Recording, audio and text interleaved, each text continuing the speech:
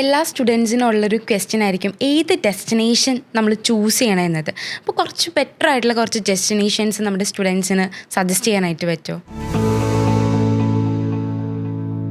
അതൊരു $1 million question ആണ്. ഏത് ഡെസ്റ്റിനേഷൻ ഞാൻ ചൂസ് ചെയ്യുന്നുള്ള ചോദിച്ചു കഴിഞ്ഞാൽ, ഒരു കാലഘട്ടത്തിൽ 4-5 ഡെസ്റ്റിനേഷൻ ഉണ്ടായിരുന്ന ഒരു സ്ഥാനത്ത് നിന്ന് ഇന്ന് അതൊരു 20, 25, 30 ഡെസ്റ്റിനേഷൻസ് ആയിട്ട് വളർന്നു കഴിഞ്ഞു.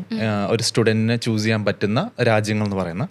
അതിൽ ഏറ്റവും ഫേവറേറ്റ് ആയിട്ട് അന്നും ഇന്നും നിലനിന്ന് പോകുന്ന ഡെസ്റ്റിനേഷൻസും ഉണ്ട്. അതുപോലെ ഏറ്റവും ലേറ്റസ്റ്റ് ആയിട്ട് എമർജ് ചെയ്ത് വന്ന ഡെസ്റ്റിനേഷൻസും ഉണ്ട്. അതിൽ കുറച്ച് നമുക്ക് പറയുകയാണെങ്കിൽ എല്ലാവരുടെയും എക്കാലത്തെയും പ്രിയപ്പെട്ട ഡെസ്റ്റിനേഷൻ US ഉണ്ട്. അന്നും നിലനിൽക്കുന്നു, അത് ഇന്നും നിലനിന്ന് പോകുന്നു. പിന്നെ ഓസ്ട്രേലിയ, ഓഫ് കോഴ്സ് ഓസ്ട്രേലിയ ഉണ്ട്, ന്യൂസിലൻഡ് ഉണ്ട്, അയർലാൻഡ് ഉണ്ട്, UK ഉണ്ട്. പിന്നെ ഏറ്റവും പുതിയ ഡെസ്റ്റിനേഷൻസ് ആയിട്ടുള്ള യൂറോപ്പിലുള്ള പല രാജ്യങ്ങളും, ലൈക്ക് ജർമ്മനി ഉണ്ട്, ഫ്രാൻസ് ഉണ്ട്, ദെൻ കംസ് മാൾട്ട എന്ന് പറഞ്ഞൊരു രാജ്യമുണ്ട്, ലാറ്റ്വിയ ഉണ്ട്, ലിത്വാനിയ ഉണ്ട്. ഈ പറഞ്ഞ രാജ്യങ്ങളെല്ലാം സ്റ്റുഡൻസിന് പഠിക്കാനായിട്ട് ചൂസ് ചെയ്യാൻ പറ്റുന്നതാണ്. അപ്പോൾ ഇതിലൊക്കെ ഉള്ളൊരു മേജർ ഡിഫറൻസ് എന്ന് പറഞ്ഞു കഴിഞ്ഞാൽ, പലതിൻ്റെ യൂണിവേഴ്സിറ്റി റാങ്കിങ്സ് തന്നെ ഏറ്റവും നല്ല യൂണിവേഴ്സിറ്റി ഉള്ള ഡെസ്റ്റിനേഷൻസാണ് പല ഡെസ്റ്റിനേഷൻസും. അതുപോലെ തന്നെ അഫോർഡബിലിറ്റിയാണ് സ്റ്റുഡൻസ് ഇതെല്ലാം ചൂസ് ചെയ്യുന്ന ഒരു ഫാക്ടർ എന്ന് പറയുന്നത്. സോ ഡെസ്റ്റിനേഷൻസ് ചൂസ് ചെയ്യുമ്പോൾ പല ഫാക്ടേഴ്സ് ഒരു സ്റ്റുഡൻറ്റ് കൺസിഡർ ചെയ്യാറുണ്ട്. അതിൽ ഏറ്റവും ഇമ്പോർട്ടൻറ്റ് ഫാക്ടർ എന്ന് പറയുന്നത് ട്യൂഷൻ ഫീസ് തന്നെയാണ്.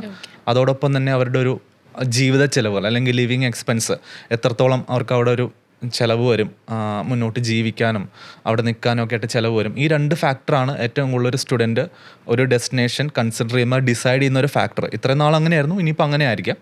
പക്ഷേ അതിൽ കുറച്ച് മാറ്റങ്ങൾ വരണം എന്നുള്ളത് എൻ്റെ ഒരു അഡ്വൈസാണ്. അപ്പോൾ ഡെസ്റ്റിനേഷൻ ചൂസ് ചെയ്യുമ്പോൾ നിങ്ങളെപ്പോഴും ചിന്തിക്കേണ്ടത് ഒരു ഫിനാൻസോ അല്ലെങ്കിൽ ഒരു ട്യൂഷൻ്റെ ആസ്പെക്റ്റിൽ മാത്രമല്ല, എപ്പോഴും നിങ്ങളുടെ കരിയർ എന്താണ്, നിങ്ങൾക്ക് അവിടെ കിട്ടുന്ന ഒരു ഓപ്പർച്യൂണിറ്റി എന്താണ്, ഈ കോഴ്സ് ട്രെൻഡിങ് ആയിട്ടുള്ള കോഴ്സാണോ, ദാറ്റ് ഈസ് ഇൻ ടേംസ് ഏറ്റവും ലേറ്റസ്റ്റ് ആയിട്ട് നിൽക്കുന്ന ടെക്നോളജി പരമായിട്ടുള്ളതോ, അതല്ലെങ്കിൽ ഏറ്റവും കൂടുതൽ ജോലി സാധ്യത ഉള്ള കോഴ്സുകളാണോ എന്നുള്ളൊരു കാര്യം കൂടി ഇമ്പോർട്ടൻ്റ് ആയിട്ട് തന്നെ നിങ്ങൾ ചിന്തിക്കുക. അതനുസരിച്ചിട്ടാണ് നിങ്ങളൊരു ഡെസ്റ്റിനേഷൻ ഡെഫിനറ്റ്ലി ചൂസ് ചെയ്യേണ്ടത്.